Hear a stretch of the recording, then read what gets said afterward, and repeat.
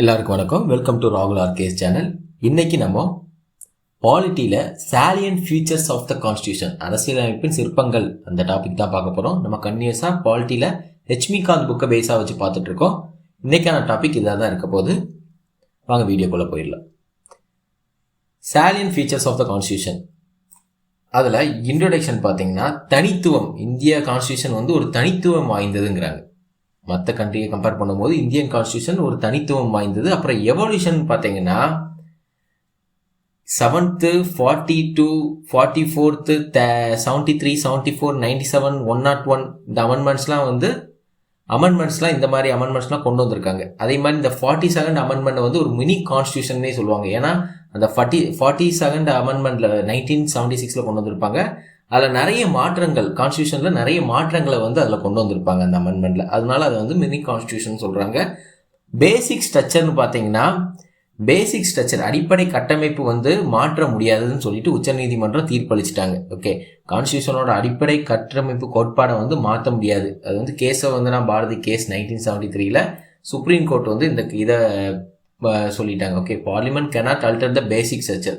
பார்லிமெண்டால அடிப்படை கட்டமைப்பை வந்து, கான்ஸ்டியூஷனோட அடிப்படை கட்டமைப்பை வந்து மாற்ற முடியாது அப்படின்னு சொல்லியிருக்காங்க. ஓகே, அதாவது ஒரு அமெண்ட்மெண்ட் கொண்டு ஒரு சட்ட திருத்தத்தை மாற்றணும்னா ஆர்டிகல் 368 மூலமாக தான் மாற்றுவாங்க. ஸோ அது மூலமாக இந்த அடிப்படை கோட்பாடை, பேசிக் ஸ்ட்ரக்சர் டாக்ட்ரைன், அடிப்படை கட்டமைப்பு கோட்பாடை வந்து அந்த ஆர்டிகல் 368 மூலமாக மாற்ற முடியாது. அதான் சொல்கிறாங்க சுப்ரீம் கோர்ட். அப்புறம் லென்த்தியஸ்ட் ரிட்டன் கான்ஸ்டியூஷன் சொல்கிறாங்க. மிக நீளமாக எழுதப்பட்ட அரசியலமைப்பு இந்தியன் கான்ஸ்டியூஷன் தான். ஓகே, அதில் வந்து ஒரிஜினல் ஸ்டேட்டஸ்ன்னு பார்த்தீங்கன்னா 949 ப்ரியாம்பிள் 1 395 ஆர்டிகல்ஸை கொண்டு இருந்தோம். இதெல்லாம் வந்து கான்ஸ்டியூஷன் வந்த புதுசில் இருந்தது. அப்புறம் வந்து நம்ம வந்து கான்ஸ்டியூஷன் எப்போ வந்து அமைக்கப்பட்டதுன்னா November 26, 1949 தான் அமைக்கப்பட்டது. அது கொண்டு வரப்பட்டதுன்னு பார்த்தீங்கன்னா 1950 January 26. ஓகே, அப்போ வந்து அவங்க ஒரிஜினலாக அவங்க கொண்டு வர இது பண்ணும்போது ப்ரியாம்பிள் 395 ஆர்டிகல்ஸு 8 ஷெடியூல்ஸ் கொண்டு வந்தது, 22 பார்ட்ஸை கொண்டு வந்துருது. நெக்ஸ்ட் பேஜ் பாருங்கள். அப்போ ப்ரெசன்ட் ஸ்டேட்டஸ் இப்போ எப்படி இருக்குன்னு கேட்டிங்கன்னா, இப்போ தற்போதைய நிலைன்னு பார்த்தீங்கன்னா ப்ரியாம்பிள் இருக்குது, அதே 25 பார்ட்ஸ் இருக்குது. அதாவது 22 பார்ட்ஸ் 25 பார்ட்ஸாக மாறிட்டு 8 ஷெடியூல்ஸ் வந்து 12 ஷெடியூல்ஸாக மாறிட்டு, அதே மாதிரி 395 ஆர்டிகல்ஸ் வந்து 470 ஆர்டிகல்ஸாக மாறி இருக்கு. ஓகே, சேஞ்சஸ் சின்ஸ் 1951, அதாவது என்னென்ன சேஞ்சஸ் 1951 இருந்து இப்போ வர என்னென்ன சேஞ்சஸ் நடந்திருக்குன்னு பார்த்தீங்கன்னா 20 ஆர்டிக்கலை டெலீட் பண்ணியிருக்காங்க, அகற்றியிருக்காங்க. அதே மாதிரி பார்ட் 7ஐயும் அகற்றியிருக்காங்க. 95 ஆர்டிக்கலை வந்து ஆட் பண்ணியிருக்காங்க. 4 பார்ட்ஸை வந்து ஆட் பண்ணியிருக்காங்க. அதாவது 4 பார்ட்ஸு 4A இந்த மாதிரி பார்ட்ஸ் எல்லாம் வந்து ஆட் பண்ணியிருக்காங்க. 4 பார்ட்ஸை ஆட் பண்ணியிருக்காங்க. ஷெடியூல்ஸில் வந்து 4 ஷெடியூல்ஸை வந்து ஆட் பண்ணியிருக்காங்க. Factors contributing to the elephant size, அதாவது யானை போன்ற மிகப்பெரிய அளவிற்கான காரணம் என்னன்னு பார்த்தீங்கன்னா ஜியோகிராஃபியை சொல்கிறாங்க. த வேஸ்ட்னஸ், பெரிய கண்ட்ரி இந்தியா வந்து, அதேமாதிரி எக்ஸ்ட்ரீம் டைவர்சிட்டி, அதாவது இந்தியாவில் வந்து பல மொழி பேசக்கூடியவங்க, பல ரீஜனை சார்ந்த மக்கள் இருக்காங்க. So extreme diversity. ஹிஸ்ட்ரின்னு பார்த்தீங்கன்னா 1935 ஆண்டில் வந்து வந்த அரசாங்க கவர்மெண்ட் ஆஃப் இந்தியா ஆக்ட், அது வந்து ஒரு பெரும் தாக்கத்தை ஏற்படுத்திருக்கு. அதனாலேயும் இதை சொல்கிறாங்க எலிஃபண்ட் சைஸ்ன்ட்டு. அதுக்கப்புறம் சிங்கிள் கான்ஸ்டியூஷன், சென்ட்ரலுக்கும் ஸ்டேட்டுக்கும் ஒரு சிங்கிள் கான்ஸ்டியூஷன் அப்படின்னு சொல்லிட்டு கவர் ஆகுது. அது ஒரு காரணமாக சொல்கிறாங்க. லீகல் டாமினன்ஸ் இருக்குன்னு சொல்கிறாங்க. Okay, legal expert, the constitution assemblies was dominate by legal எக்ஸ்பர்ட்ஸ்னால சட்ட வல்லுநர்கள் அவங்க ஆதிக்கம் வந்து இருக்குது. ஓகே, அதே மாதிரி அடிப்படை கொள்கை மட்டும் இல்லாமல் விரிவாக நிர்வாக விதிகளும் இருக்குது. ஓகே, அடிப்படை கொள்கை மட்டும் இருக்கு, இதில் இல்லாமல் விரிவான நிர்வாக விதிகளும் கொண்டு உள்ளது தான் இந்தியன் கான்ஸ்டியூஷன். அதுக்கு தான் இதை வந்து யானை போன்ற மிகப்பெரிய அளவினால் காரணமாக சொல்கிறாங்க. ஓகே, எலிஃபண்ட் சைஸ்ன்னு சொல்கிறாங்க. ஸ்டேட்டஸ் ஆஃப் ஜம்மு அண்ட் காஷ்மீர்னு பார்த்தீங்கன்னா ப்ரீவியஸ் ஸ்டேட்டஸ்ன்னு பார்த்தீங்கன்னா ஆர்டிகல் 370 கொண்டு வந்திருப்பாங்க. அது வந்து ஒரு ஓன் கான்ஸ்டியூஷன் கிரியேட் பண்ணி 19 ஆர்டர் படி ஜம்மு காஷ்மீருக்கு ஒரு ஓன் கான்ஸ்டியூஷன் கிரியேட் பண்ணி இது பண்ணியிருப்பாங்க. ஓகே, நெக்ஸ்ட் பேஜ் பாருங்க.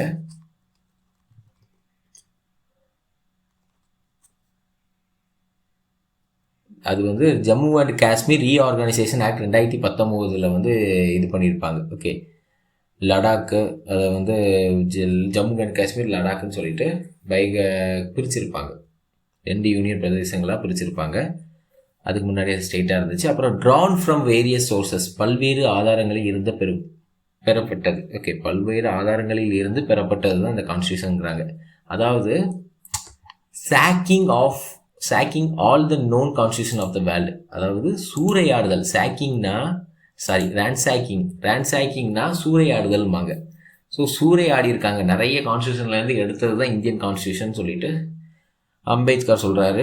ஸ்ட்ரக்சரல் பார்ட்டுன்னு பார்த்தீங்கன்னா large derived from government of India act GOI 1935 இருந்து தான் நிறைய விஷயங்களை எடுத்திருக்காங்க. Federal scheme, judiciary, governance, emergency powers, இதெல்லாம் மெயினாக நிறைய விஷயங்கள் பாதிக்கு மேலே கவர்மெண்ட் ஆஃப் இந்தியா ஆக்டில் இருந்து தான் எடுத்திருக்காங்க. அதே மாதிரி ஃபிலாசபிக்கல் பார்ட்டுன்னு பார்த்தீங்கன்னா, அதாவது தத்துவ பகுதின்னு பார்த்தீங்கன்னா எங்கேருந்து எடுத்துக்கோன்னா அமெரிக்கன் கான்ஸ்டியூஷன்லேருந்து எடுத்துக்கோம். தத்துவ பகுதின்னு அந்த ஃபண்டமெண்டல் ரைட்ஸு, DPSP, இதெல்லாம் தத்துவ பகுதியில் வந்திருக்கும். இதெல்லாம் எங்கேருந்து எடுத்துருக்கோம் பார்த்தீங்கன்னா அமெரிக்கன் கான்ஸ்டியூஷன், அப்புறம் DPSP ஐரிஸ்லேருந்து எடுத்திருக்கோம். பொலிட்டிக்கல் பார்ட்டுன்னு பார்த்தீங்கன்னா பொலிட்டிக்கல் பார்ட் எல்லாமே பிரிட்டிஷ் கவர்மெண்ட்லேருந்து எடுத்திருப்போம். காம்பினன்ட் கவர்மெண்ட்டாக இருக்கட்டும், எக்ஸிக்யூட்டிவ் லெஜிஸ்லேட்டிவ் ரிலேஷன்ஷிப்பாக இருக்கட்டும், இது எல்லாமே நம்ம பிரிட்டிஷ் கான்ஸ்டியூஷன்லேருந்து எடுத்திருப்போம். இதர விஷயங்கள் அதர் ரிசோர்ஸஸ் எங்கேருந்து எடுத்திருப்போம் பார்த்தீங்கன்னா கனடா, ஆஸ்திரேலியா, ஜெர்மனி, அந்த மாதிரி கிட்டத்தட்ட ஒரு மொத்தமாக ஒரு 60 கண்ட்ரிலேருந்து எடுத்திருக்கக்கூடியது தான் இந்தியன் கான்ஸ்டியூஷன். ஸ்பீச் பாருங்கள். Blend of rigidity and flexibility. ரெஜிடிட்டினா நெகிழ்வற்றமாங்க, ஃப்ளெக்சிபிலிட்டினா நெகிழ்வானமாங்க. இது ரெண்டுமே கொண்டது தான் இந்தியன் கான்ஸ்டியூஷன். ஸோ நெகிழ்வற்றக்கு பொருத்தமான ஒரு கான்ஸ்டியூஷன் பார்த்தீங்கன்னா USA தான். அதில் அமெண்ட்மெண்ட்டை ஈஸியாக கொண்டு வர முடியாது, நிறைய ஸ்பெஷல் ப்ரொசீஜர்ஸ் இருக்குது. ஆனால் ஃப்ளெக்சிபிள் கான்ஸ்டியூஷன் பார்த்தீங்கன்னா UK ஈஸியாக அமெண்ட்மெண்ட்லாம் லா பாஸ் பண்ணுற மாதிரி பாஸ் பண்ணிடலான்னு சொல்கிறாங்க. அமெண்ட்மெண்ட் ப்ரொசீஜர் அண்டர் ஆர்டிகல் 368 கீழே தான் ஆர்டிக்கலை அமெண்ட்மெண்ட் பண்ணுவாங்க. 3 நியூ அமெண்ட்மெண்ட்ஸ் கொண்டு வருவாங்க. இந்த ஆர்டிக்கல் கீழே தான் 2 நியூ அமெண்ட்மெண்ட்ஸ் கொண்டு வருவாங்க. அதில் 3 விதமாக கொண்டு வருவாங்க. ஸ்பெஷல் மெஜாரிட்டி, அதாவது 3 பங்கில் 2 பங்கு, அதாவது 3ல் 2 பங்கு மெஜாரிட்டி இருந்தாலே அதில் நம்ம அமெண்ட்மெண்ட்ஸ் இம்ப்ளிமெண்ட் பண்ணலாம். அதேமாதிரி ஸ்பெஷல் மெஜாரிட்டியும் இருக்கணும், 3ல் 2 பங்கும் இருக்கணும். ஸ்டேட்டில் of the state people's support, அதாவது ஆஃப் த ஸ்டேட்ஸ் சப்போர்ட் பண்ணணும்பாங்க. அப்புறம் சிம்பிள் மெஜாரிட்டின்னு சொல்லுவாங்க. சிம்பிள் மெஜாரிட்டி வச்சு அமெண்ட்மெண்ட் கொண்டு வராங்க. ஆனால் அது ஆர்டிகல் 368 கீழே வரக்கூடிய ஃபார்மல் அமெண்ட்மெண்ட்ஸாக இருக்காதுங்கிறாங்க. அப்புறம் federal system with unitary basis. Okay, ஒற்றையாட்சி சார்பு கொண்ட கூட்டாட்சி முறை பார்த்தீங்கன்னா ஃபெடரல் சிஸ்டம் தான் சொல்கிறாங்க. ஓகே, ஃபெடரல் சிஸ்டம்னா சென்ட்ரல் ஸ்டேட்டு அப்படின்னு தனித்தனியாக தான் சொல்கிறாங்க. ஆனாலும் சென்ட்ருக்கு ஒரு ஸ்ட்ராங் பவர் இருக்குன்னு சொல்கிறாங்க. ஓகே, சென்ட்ருக்கு எப்போவுமே ஒரு ஸ்ட்ராங் பவர் இருக்குது அப்படிங்கிறத உறுதிப்படுத்துகிறாங்க. நெக்ஸ்ட் பேஜ் பாருங்கள்.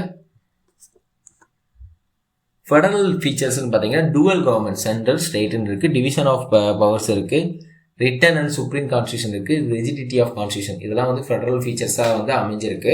இண்டிபெண்டன்ட் ஜுடிஷரியாக அமைஞ்சிருக்குங்காங்க.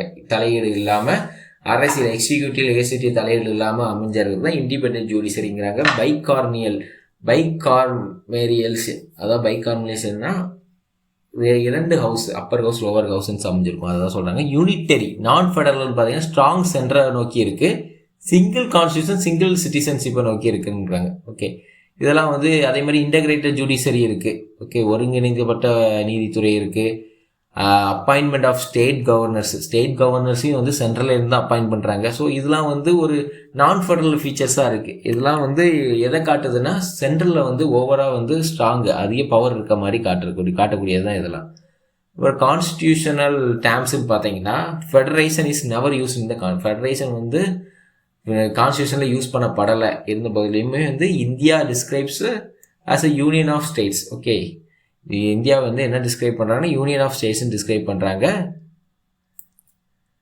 அதாவது இந்திய கூட்டாட்சி என்பது மாநிலங்களுக்கு இடையிலான ஒப்பந்தத்தின் விளைவுல தான் உருவானது இல்லை அப்படிங்கிறாங்க. அதாவது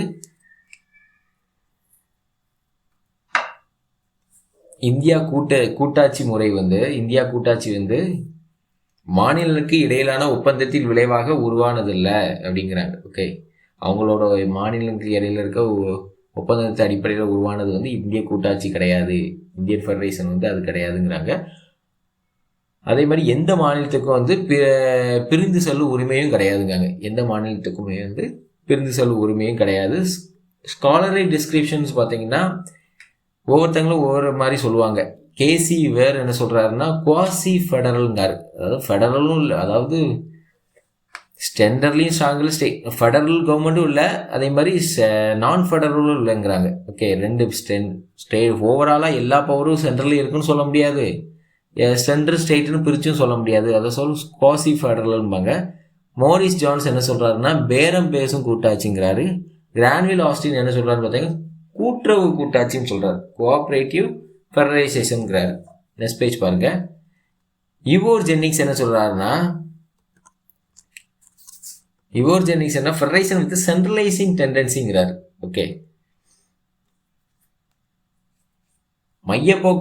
மையப்படுத்தும் போக்கை கொண்ட கூட்டாட்சி அப்படின்னு சொல்றாரு. Okay, parliamentary form of government, நாடாளுமன்ற ஆட்சி முறை. நாடாளுமன்ற ஆட்சி முறையில் இந்தியா என்னத்தை சூஸ் பண்ணுச்சுன்னு பார்த்தீங்கன்னா பிரிட்டிஷ் வெஸ்ட்மினிஸ்டர் மாடல் தான் சூஸ் பண்ணிச்சு. இந்த வெஸ்ட்மினிஸ்டர் மாடல்ங்கிறது பிரிட்டிஷ் பார்லிமெண்ட்ரி மாடல் தான் இந்த வெஸ்ட்மினிஸ்டர் மாடல்ங்கிறது, அதுதான் நம்ம சூஸ் பண்ணியிருக்கோம்.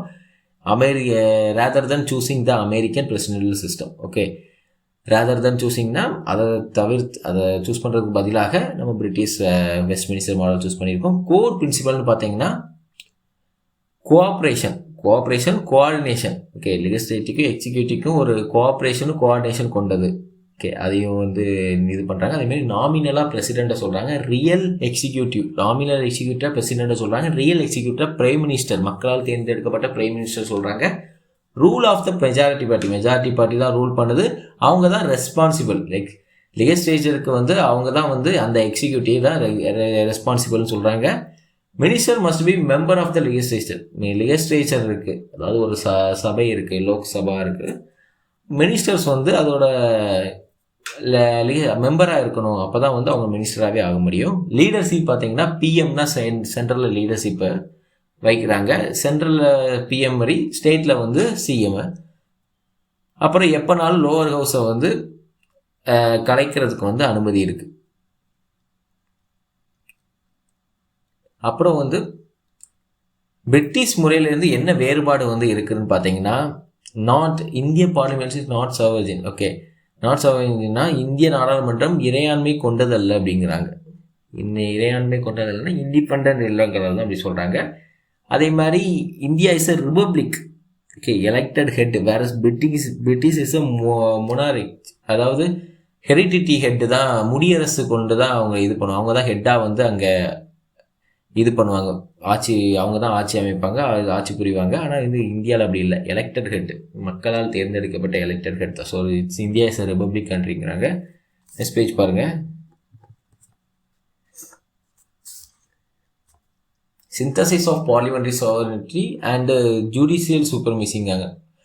நாடாளுமன்ற இறையாண்மை மற்றும் நீதித்துறை மேலாக்கத்தின் தொகுப்பு என்னன்னு பார்த்தீங்கன்னா,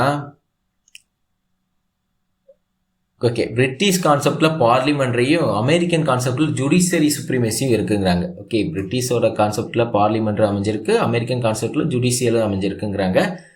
லீகல் டாக்டரின் பார்த்தீங்கன்னா, சட்ட கோட்பாடுன்னு பார்த்தீங்கன்னா US follow due process of law, ஆனால் India follows procedure established by லாங்கிறாங்க. ப்ரொசீஜர் வந்து அதாவது அவங்க சட்டத்தின் உரிய நடைமுறையை வந்து கொண்டு வராங்க, இவங்க சட்டத்தினால் நிறுவப்பட்ட நடைமுறையை நடத்துகிறாங்க.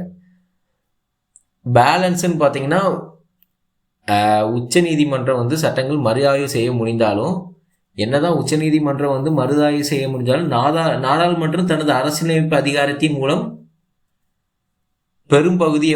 அரசியலமைப்பில் பெரும்பகுதியை வந்து திருத்த முடியுங்காங்க. ஓகே, என்னதான் வந்து அவங்க எக்ஸிக்கு வந்து சுப்ரீம் கோர்ட்டுக்கு வந்து பவர் இருந்தாலுமே, மறுஆய்வு செய்ய பவர் இருந்தாலுமே வந்து பார்லிமெண்ட்டுக்கு வந்து அரசியலமைப்பு பெரும் பகுதியும் திருத்த முடியும், அதுக்கு பவர் இருக்குங்கிறாங்க. இன்டகிரேட்டட் அண்ட் இண்டிபெண்டன்ட் ஜுடிஷியரி, ஒருங்கமைந்த மற்றும் சுதந்திரமான நீதித்துறை ஒருங்கமைந்தன்னு பார்த்தீங்கன்னா எல்லாம் ஒருங்கிணைந்தது தான். சுப்ரீம் கோர்ட் வந்து டாப்ல இருக்கு, ஹை கோர்ட், அதுக்கப்புறம் அதுக்கு கீழே சப்பார்டினேட் கோர்ட்ஸ் அப்படின்னு சொல்லிட்டு அமைஞ்சிருக்கு. அதுதான் ஒருங்கிணைந்தன்னு சொல்றாங்க. நெக்ஸ்ட் பேஜ் பாருங்க.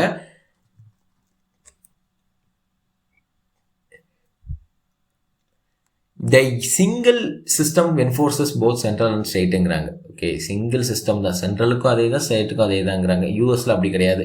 ஸ்டேட்டுக்கு தனியாக ஜூடிஷரியும் சென்ட்ரலுக்கு தனியாக ஜூடிஷரியும் இருக்கும்.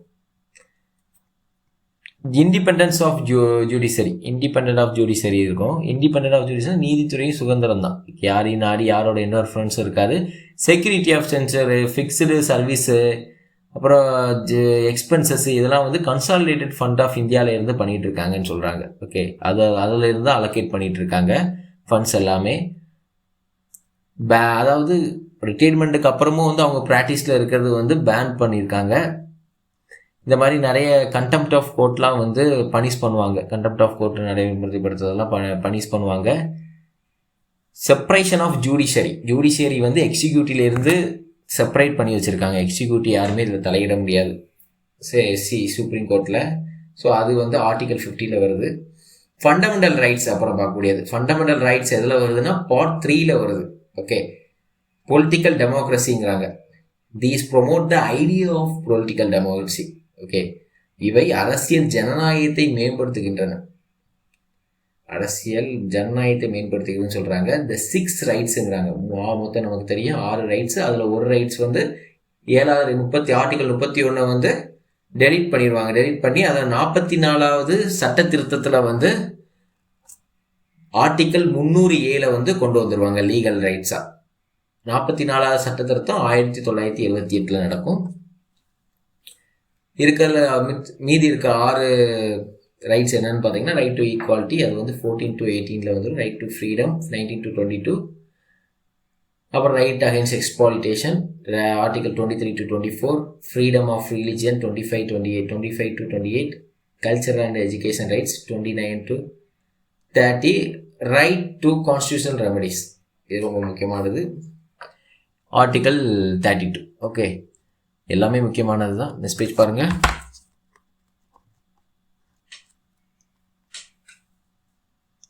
ஜுடிஷியல், அது வந்து நீதிமன்றங்களால் நடைமுறைப்படுத்தப்படக்கூடியவைங்கிறாங்க. ஓகே, இது வந்து ஜுடிஷியல் நீதிக்கு உட்பட்டவை தான் சொல்கிறாங்க. ரைட்ஸ்ன்னு பார்த்தீங்கன்னா, நீதி பேரவை பார்த்தீங்கன்னா, இது வந்து SC can issue habeas corpus issue பண்ணிக்கலாம். Mandamus, prohibition, certiorari and quo warranto இதெல்லாம் வந்து இஷ்யூ பண்ணிக்கலாம். லிமிட்டேஷன் பார்த்தீங்கன்னா நாட் அப்சல்யூட். ஓகே, இவை வந்து முழுமையானவை இல்லைங்காங்க, நியாயமாக கட்டுப்பாட்டுக்கு உட்பட்டவைங்கிறாங்க. ஓகே, சஸ்பென்ஷன் பார்த்தீங்கன்னா கேன் பி சஸ்பெண்டட், அதாவது எப்போ வந்து சஸ்பெண்ட் ஆக வாய்ப்பு இருக்குன்னா ஆர்டிகல் என்னெல்லாம் வந்து எந்த ஆர்டிகல்லாம் பார்த்தீங்கன்னா ஆர்டிகல் 20, 21 வந்து நேஷனல் எமர்ஜென்சி அப்போ வந்து சஸ்பெண்ட் ஆகிறதுக்கு வாய்ப்பு இருக்குது, சஸ்பெண்ட் பண்ண முடியும். டிபிஎஸ்பி என்னன்னு பார்த்தீங்கன்னா நாவல் ஃபீச்சர்ஸ் தான் டிபிஎஸ்பி. இதை வந்து நாவல் ஃபீச்சர்ஸ்னு அம்பேத்கர் சொல்லியிருப்பார் டிபிஎஸ்பியை. இது வந்து பார்ட் 4 வருது. இதில் வந்து சோசியலிஸ்டிக், காந்தியன், லிபரல், இன்டெலெக்சுவல், அதாவது சோசியலிஸ்ட்டு, காந்தியன், தாராளமயம், அறிவுசார் கொள்கைகள் அப்படிங்கிறாங்க. ஓகே, இதோட அப்ஜெக்டிவ்னு பார்த்தீங்கன்னா சோசியல் அண்ட் எக்கனாமிக் டெமோக்ரஸியை வந்து ப்ரொமோட் பண்ணணும். வெல்ஃபேர் ஸ்டேட், அதாவது நல்ல ஒரு அரசு வந்து நோக்கி போகணும். சமூக மற்றும் பொருளாதார ஜனநாயகத்தை மேம்படுத்தணும். அதேமாதிரி நல்ல அரசை உருவாக்கணும். நேச்சர்னு பார்த்தீங்கன்னா நாட் ஜுடிஷியல். ஓகே, இதோட தன்மைன்னு பார்த்தீங்கன்னா நீதிக்கு உட்பட்டவே அல்லைங்காங்க, நீதிக்கு உட்பட்டவை அல்ல. அதே மாதிரி கவர்னன்ஸ், ஃபண்டமெண்டல் இன் கவர்னன்ஸ். நெக்ஸ்ட் பேஜ் பாருங்க.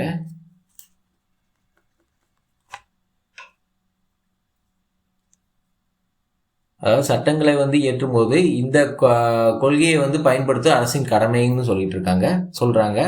சாங்ஷன் பார்த்தீங்கன்னா அரசின் மீதமுள்ள ஒரு தார்மீக கடமை, அதாவது அரசின் மீதமுள்ள ஒரு தார்மீக கடமை.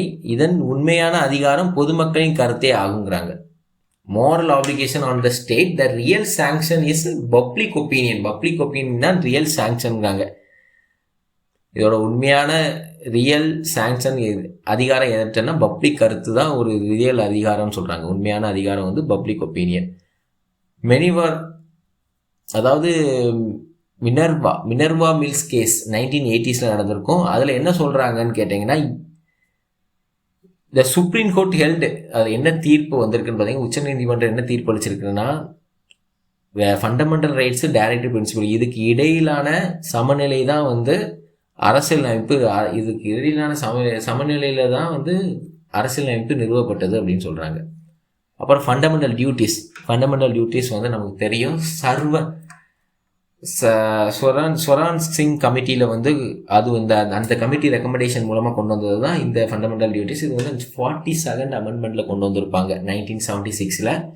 மொத்தம் 10 ஃபண்டமெண்டல் டியூட்டிஸ் கொண்டு இருப்பாங்க. 11 வந்து எப்போ கொண்டு வந்திருப்பாங்கன்னா 86th அமெண்ட்மெண்ட்டில் வந்து 11வது ஃபண்டமெண்டல் டியூட்டி வந்து ஆட் பண்ணியிருப்பாங்க 2002. ஓகே, இது வந்து லொக்கேஷன் பார்த்தீங்கன்னா பார்ட் 4A வந்திருக்கு. 51A தான் இதோட லொக்கேஷன். அப்புறம் இதோட கீ டியூட்டிஸ், முக்கிய கடமைகள் என்னன்னு பார்த்தீங்கன்னா, கான்ஸ்டியூஷனை வந்து ரெஸ்பெக்ட் பண்ணணும், நேஷனல் ஃப்ளாகை ரெஸ்பெக்ட் பண்ணணும், அண்ட் நேஷனல் ஆந்தமை ரெஸ்பெக்ட் பண்ணணும், இறையாண்மையை வந்து போற்றணும், பாதுகாக்கணும், பிரதர்ஹுட் எல்லாரும் வந்து ஒற்றுமையாக இருக்கணும், ப்ரிசர்விங் காம்போசிட் கல்ச்சரை வந்து பாதுகாக்கணும். ஓகே, அதே மாதிரி குடிமக்கள் நாட்டுக்கு செய்ய வேண்டிய கடமைகள் இவை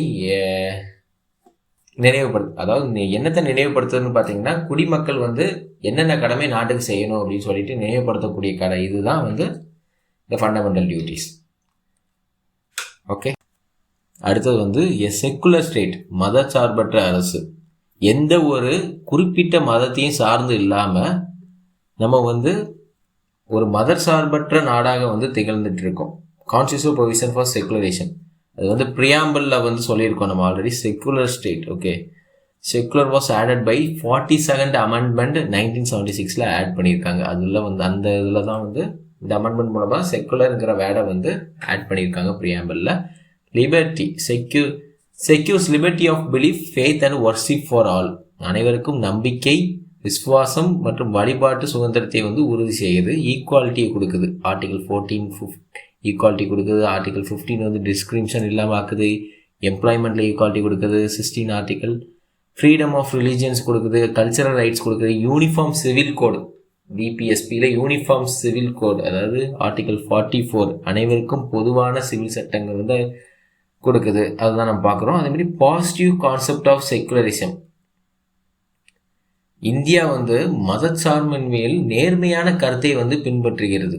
ஓகே, அனைத்து மதங்களுக்கும் சமமான மரியாதை மற்றும் பாதுகாப்பு வந்து அளிக்கிறாங்கன்னு சொல்கிறாங்க. நெக்ஸ்ட் பேஜ் பாருங்க.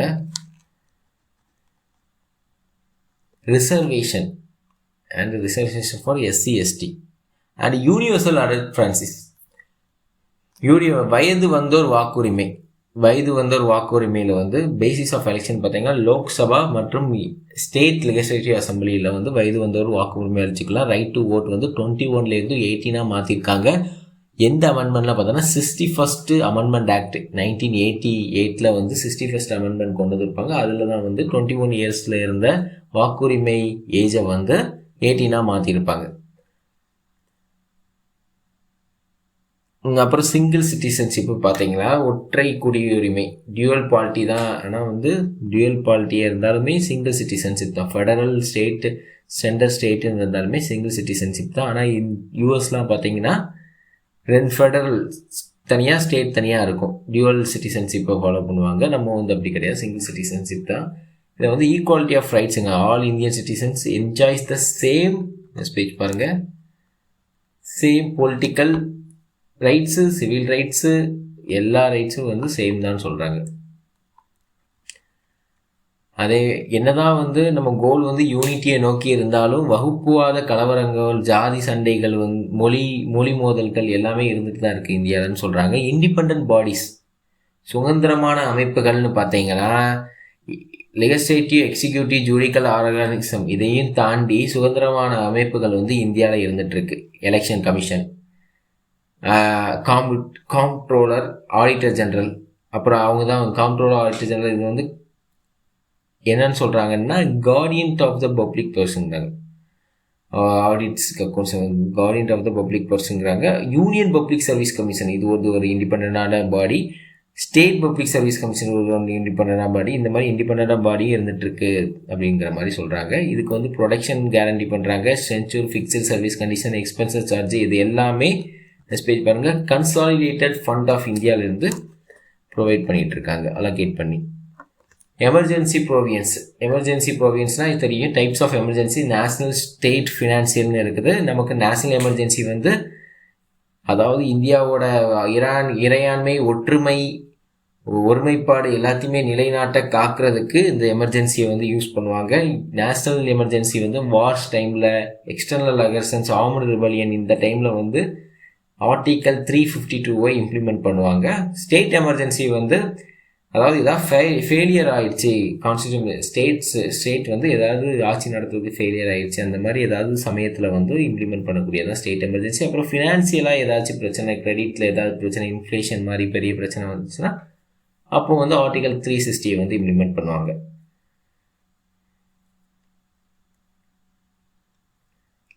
த்ரீ டயர் கவர்மெண்ட் பார்த்தீங்கன்னா usually India has a dual polity, 2 polity தான், சென்ட்ரல் ஸ்டேட்னு. ஆனால் வந்து ஒரு தேர்டு டயர்னு ஒன்று சொல்கிறாங்க. 1992 73rd அமெண்ட்மெண்ட் ஆக்டில் கொண்டு வந்திருக்காங்க. தேர்ட் டயர் என்ன சொல்கிறாங்க, லோக்கல் கவர்மெண்ட்டை தான் சொல்கிறாங்க, பஞ்சாயத்து முனிசிபாலிட்டின்னு சொல்கிறாங்க. நெக்ஸ்ட் பேஜ் பாருங்கள், பஞ்சாயத்து முனிசிபாலிட்டி தான் அந்த வந்து third tyre local government, third tyre government அப்படின்னு சொல்கிறாங்க.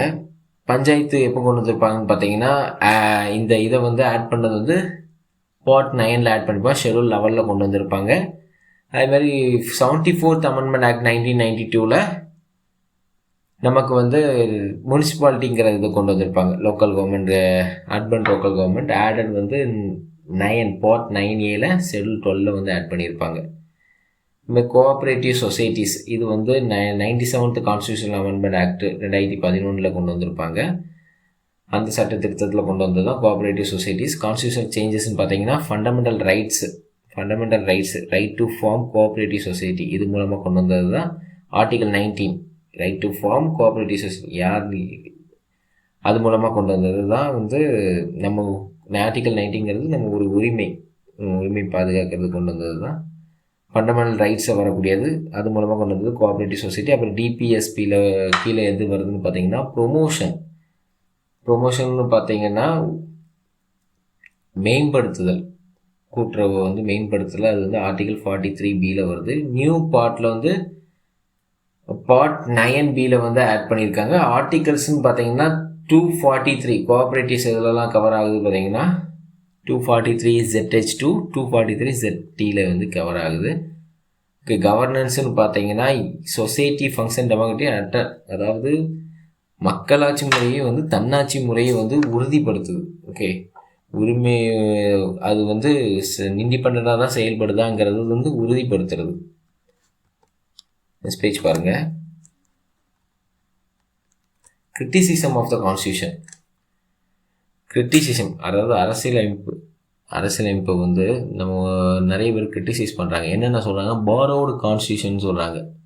பாரோடு அடிப்படை இது வந்து எடுத்தது வந்து ஒரு கான்ஸ்டியூஷன் வந்து எல்லா இடத்துலையும் வந்து அங்கங்கேருந்து பேட்ச் ஒர்க்கு பொறுக்கிக்கிட்டாங்கங்கிற மாதிரி சொல்கிறாங்க. ஓகே, பாரோடு கான்ஸ்டியூஷன் சொல்கிறாங்க. A carbon copy of the 1935 ஆக்டுங்கிறாங்க. ஓகே, கார்பன் காப்பி ஜஸ்ட் ஒரு ஜெராக்ஸ் மாதிரி தான், ஒரு காப்பி மாதிரி தான் அப்படின்னு சொல்கிறாங்க. இதோட 1935 GOI அதோட காப்பி தான் சொல்கிறாங்க. ஒரு அடல் ஃபேன்சிஸ்ங்கிற ஒரு இதை மட்டும் ஆட் பண்ணியிருக்காங்க. அதே மாதிரி அன்இந்தியன் ஒரு ஆன்டி இந்தியன்கிறாங்க. பேரடைசிக்கல் டாக்குமெண்ட் ஃபார் லாயருங்கிறாங்க. பேரடைசிக்கல்னால் லாயருக்கெலாம் இது வந்து ஒரு பேரடைஸ், ஒரு சொர்க்கங்கிறாங்க. ஏன்னா வந்து இது வந்து லாயருக்கெல்லாம் புரிகிற மாதிரி இருக்குது. ரொம்ப வந்து லிட்ரலி இது வந்து ரொம்ப சட்டபூர்வமாக சட்ட சம்மந்தமாக இருக்குது. டாக்குமெண்ட்ஸ்லாம் வந்து எளிய மக்களுக்கு புரியும் விதமாக இல்லாமல் சட்டங்கள் நிறைந்த ஒரு டாக்குமெண்ட்டாக இருக்கிறதுனால இது வந்து அவங்களுக்கு ஒரு ஹெவன், ஒரு பேரடைஸ் டாக்குமெண்ட்டுங்கிற மாதிரி ஃபார் லாயர்ஸ்ன்னு சொல்கிறாங்க. சரி, எவோர் ஜெனிங்ஸ் தான் சொல்கிறாரு. கிரிட்டிசைஸ் ஆஃப் த கான்ஸ்டியூஷனில் பாரோடு கான்ஸ்டியூஷனில் த சார்ஜ் பார்த்தீங்கன்னா பேக் ஆஃப் பாரோயிங்ஸ் ஒவ்வொரு இடத்துலேயே வந்து ஒவ்வொரு இடத்துல வந்திருக்காங்க. அதேமாதிரி பேட்ச் ஒர்க்குங்காங்க. அங்கே எங்கே வந்து ஒட்டி போட்டு இந்த ரோடை ஒட்டு போட்டால் எப்படி ஒட்டு போடும் அதேமாதிரி அங்கெங்கேருந்து எடுத்து ஒட்டு போட்டது தான் இந்த கான்ஸ்டியூஷன் சொல்லிட்டு சொல்கிறாங்க. டிஃப்ரெண்ட் நெக்ஸ்ட் பேஜ் பாருங்கள். அம்பேத்கர் வந்து இதெல்லாம் வந்து என்ன சொல்றாருன்னா, அடிப்படை தத்துவங்கள் வந்து ஏற்கனவே வந்து தீர்மானிக்கப்பட்டு விட்டன அப்படின்னு சொல்லுவார். ஆனாலும் வந்து கண்மூடித்தனமாக நகலெடுத்தல், பிளைண்ட் காப்பின்னு சொல்றது வந்து ஏற்க முடியாது அப்படின்னு சொல்லிட்டு அவர் மறுத்திருப்பாரு. அப்புறம் carbon copy of the 1935 act, carbon copy, அதாவது கவர்மெண்ட் ஆஃப் இந்தியா 1935 ஆக்ட் தான் அதோட காப்பி தான் சொல்லியிருப்பாங்க. ஓகே, ஸ்ரீனிவாசன் சொல்றாருன்னா க்ளோஸ் காப்பி, லாங்குவேஜாக இருக்கட்டும், சப்ஸ்டன்ஸாக இருக்கட்டும், எல்லாமே வந்து க்ளோஸாக வந்து related to government of India ஆக்டோட ரிலேட் ஆகுது 1935. அதுமாதிரி சார் யுவர் ஜென்னிங்ஸ் என்ன சொல்லியிருப்பாருன்னா, மெனி ப்ரோவியன்ஸ் ஃபார் காப்பீடு, அதாவது டெக்ஸ்டுவலி, அதாவது அதில் என்ன எழுத்துப்பூர்வமாக இருந்ததோ அதை கூட காப்பி பண்ணி வச்சுருக்காங்க நிறைய விஷயங்கள் அப்படின்னு சொல்லியிருக்காரு. பிஆர் தேஷ்முக் என்ன சொல்லியிருப்பாருன்னா, அதே மாதிரி 1935 தான் வந்து காப்பி பண்ணி வச்சுருக்காங்க. அதே மாதிரி அதில் ஜஸ்ட் வந்து அடல்ட் ஃப்ரான்சிஸ் ஓட்டுரிமை மட்டும், அதை மட்டும் ஆட் பண்ணியிருக்காங்க அப்படிங்கிறாங்க. ஓகே, வயது முதிர்ந்தோர் ஓட்டு போட்டுக்கலாங்கிற இதை மட்டும் ஆட் பண்ணியிருக்காங்கன்னு சொல்கிறாங்க. அதே மாதிரி இந்த விஷயத்துக்கும் அம்பேத்கர் எந்த அப்பாலஜிஸ், ஓகே, எந்த ஒரு அப்பாலஜிஸும் வந்து ஒரு மன்னிப்பும் வந்து கேட்கல. ஏன்னா வந்து இது வந்து patent rights, no one hold, அதுக்கு வந்து 1935 இதுக்கு வந்து யாருமே பேட்டன் ரைட்ஸ் ஹோல்டு பண்ணல. அதனால அது வந்து எடுத்துக்கிறது வந்து பெரிய தப்பு கிடையாதுங்கிற மாதிரி தான் அவர் சொல்லியிருக்காரு. ஸோ அதுதான் வந்து ஒரு டீட்டெயில் ஆஃப் அட்மினிஸ்ட்ரேஷனை வந்து கொடுக்குதுங்கிறாரு. நெக்ஸ்ட் பேஜ் பாருங்க. Un Indian or anti Indian. Okay, un Indian or anti Indian சொல்கிறாங்க. கே ஹனுமந்தையா என்ன சொல்லியிருப்பாருன்னா, வி வாண்டட் த வீணா வந்து நாங்கள் எதிர்பார்த்தோம், சித்தார் எதிர்பார்த்தோம், இந்தியாவில் உள்ள வீணா எதிர்பார்த்தோம், சித்தார். ஆனால் வந்து ஆனால் கிடச்சது என்னமோ இங்கிலீஷ் பேண்டு தான் கிடச்சிது அப்படிங்கிறார். இங்கிலீஷ் பேண்ட்னா நாங்கள் எதிர்பார்த்தது வீணா சித்தார் தான், ஆனால் எங்களுக்கு கிடச்சது கிட்டார் அப்படிங்கிற மாதிரி சொல்கிறாரு. ஓகே, எங்களுக்கு தேவையில்லாத மியூசிக் பேண்டு தான் எங்களுக்கு கிடச்சிதுங்கிற மாதிரி சொல்கிறாரு. லோகானந்தன் மிஸ்ரா வந்து ஸ்லேவிஸ் இமிட்டேஷன் ஆஃப் த வெஸ்ட், அதாவது ஸ்லேவிஸ்னா எப்படி வந்து ஸ்லேவ் அடிமைத்தனமாக இது பண்ணி வச்சுருக்காங்க, அந்த ஒரு இதுதான் வந்து அந்த ஒரு இதாக தான் கான்ஸ்டியூஷன் அமைஞ்சிருக்குங்கிறாரு. அதேமாரி லட்சுமி நாராயண சாகு என்ன சொல்லியிருக்காருன்னா, தட் கான்ஸ்டியூஷன் வந்து சீக்கிரமாகவே பிரேக் டவுன் ஆயிரும் அப்படின்னு சொல்லியிருப்பாரு. ஆனால் அது அப்படி கிடையாது, அப்படி ஆகவும் இல்லை. ஏன்னா கான்ஸ்டியூஷன் இஸ் ஃப்ளெக்சிபிலிட்டி நடந்தது. ஸோ வந்து நம்ம அமெண்ட்மெண்ட்ஸ் நிறைய புதுசாக கொண்டு வரதுனால இது வர கான்ஸ்டியூஷன் வந்து நிலையாக வந்து இருந்துட்டு தான் இருக்குது. அன்காந்தியன் கான்ஸ்டியூஷன்கிறார். யார் சொல்கிறாருன்னா, கே ஹமுனந்தியா என்ன சொல்லிடுறாருன்னா, காந்திஜி சொன்ன மாதிரி வில்லேஜ் டிஸ்ட்ரிக்ட் லெவலில் இருந்து அந்த இது இல்லை, அந்த பில்ட் ஸ்ட்ரக்சர் வந்து வில்லேஜ் டிஸ்ட்ரிக்ட் லெவல் பஞ்சாயத்தில் இருந்து இல்லைங்கிற மாதிரி சொல்கிறாங்க. ஓகே, கான்ஸ்டியூஷன் வந்து கைண்ட் ஆஃப் கான்ஸ்டியூஷன் வந்து காந்தி வாண்டட், காந்தி என்ன எதிர்பார்த்தாலும் அதே மாதிரி இல்லை. அதேமாரி டி பிரகாசம் என்ன சொல்லியிருப்பாருன்னா, காந்தி மூமெண்ட்டில் வந்து அம்பேத்கர் வந்து நிறைய வந்து பார்ட்டிசிபேட் பண்ணாதனால வந்து இது வந்து ஒரு காந்தி மூமெண்ட்டில் அம்பேத்கர் வந்து காந்தி பங்கேற்காததால இதற்கு காரணம் என்று சொன்னார். ஓகே, இது வந்து கான்ஸ்டியூஷன் தப்பாக கிரியேட் ஆனதுக்கு காரணமே வந்து அவர் காந்தி மூமெண்ட்டில் நிறைய பங்கேற்கலை அப்படிங்கிறதுக்கு தான் காரணமாக சொல்கிறாரு. நெக்ஸ்ட் பேஜ் பாருங்கள். எலிஃபண்ட் சைஸுங்காங்க. எலிஃபண்ட் சைஸு அப்படிங்கிறாங்க, யானை போன்ற பிரம்மாண்ட அளவு கொண்டதுங்காங்க. அதே ஒரு குறையாக தான் சொல்கிறாங்க. சார் எவர்ஜெனிக்ஸ் என்ன சொல்கிறாருன்னா, எல்லாமே வந்து provisions were not always well செட்டில்டுங்கார். ஓகே, சிறப்பாக தேர்ந்தெடுக்கப்பட்டவர்கள் இல்லை, அவை மிகவும் நீளமாகவும் சிக்கலாகவும் இருக்கிறதுங்க. நீளமாகவும் ரொம்ப வந்து காம்ப்ளிகேட்டடாகவும் இருக்குங்காரு. அதிகமாக இருக்கும்போது காம்ப்ளிகேட்டடாக இருக்கும், அதை படித்து புரிஞ்சுக்க. ஹெச்வி காமத் என்ன சொல்லியிருப்பாருன்னா, என்னவோ நம்ம வந்து எலிஃபண்ட்டை தான் வந்து சிம்பிளாக அமைச்சிருக்காங்க, எலிஃபண்ட்டை சிம்பிளாக அமைச்சதோ என்னவோ நம்ம வந்து கான்ஸ்டியூஷனும் வந்து மிக எலிஃபண்ட் சைஸில் பெருசாக அமைஞ்சிருச்சு அப்படின்ட்டு கிண்டல் பண்ணியிருப்பார். அப்புறம் பேரடைஸ் ஆஃப் த லாயர்ஸ், அதாவது லாயருக்கு ஒரு சொர்க்கம், வழக்கறிஞர்களின் சொர்க்கம்னு சொல்கிறாங்க. சார் எவர்ஜெனிக்ஸ் என்ன சொல்லுவார்னா, coined the term lawyers paradise, லாயர்ஸுக்கு புரிகிற மாதிரி நிறைய அமைஞ்சிருக்கனால, டாக்குமெண்டேஷன் பண்ணியிருக்கனால அதை அப்படி சொல்லியிருப்பார். ஹெச்கே மகேஸ்வரி என்ன சொல்லியிருப்பாங்கன்னா, மக்களை அதிக வழக்கு தொடர்பாக மாற்றும் புத்திசாலித்தனமான விஷயங்கள், அதாவது வழக்கு மோர் லிட்டிகேஜி ஜிஎஸ் என்பர். ஓகே, வழக்கு சம்பந்தமாக இருக்கிறது. அதனால வந்து இது வந்து மக்களை வந்து புத்திசாலித்தனமாக வழக்கு விஷயங்களுக்கு வந்து புத்திசாலித்தனமாக மாற்ற வகை கொண்டது அப்படின்றாரு.